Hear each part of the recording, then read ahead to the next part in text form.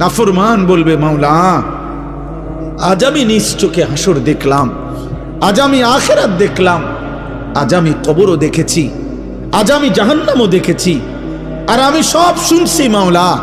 আপনার জবান শুনলাম, ফেরেশতার আওয়াজ শুনলাম, জাহান্নামের গর্জন শুনলাম, সব দেখছিও শুনছিও। কাজেই আজ আমি নিশ্চিত, ইন্না মুকিনুন, আজ আমি কবর, আখিরাত, হাসর, মিজান, ফুলসিরাত সব বিশ্বাস করছি। অতএব আজকে আপনি আমাকে এই আখিরাত থেকে, হাসরের মাঠ থেকে আপনি আমার আরেকবার দুনিয়ায় পাঠান। আমি যদি এবার যেতে পারি, না আমাল সালিহান, নেকামল করব, আমি নেকামল করব।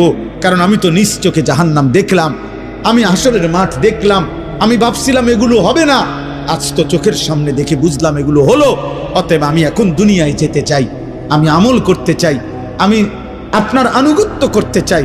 দোস্ত, আল্লাহর কসম, বেনামাজি ছেলেরা, এই আব্বা, তোদের প্রত্যেককে বলি বাপ, আল্লাহর কসম তোদের নামাজ পড়তে মন চাইবে রে বাপ, সেজদা দিতে মন চাইবে, সেজদা দিতে মন চাইবে আব্বা। হাসরের ময়দানে হলেও সেদিন মন চাইবে খুব, আল্লাহ আপনি একটু সুযোগ দেন না রে মাওলা, একটা সেজদা দেই আপনারে, একটা রুকু করি মাওলা। আমার সিরিয়াল আইতে তো হয়তো দেরি আছে মাওলা, আমারে তো বিচারের জন্য হয়তো সিরিয়ালে আরো পরে ডাকবে, এই ফাঁকে আমি আপনারে একটা সেজদা দেই।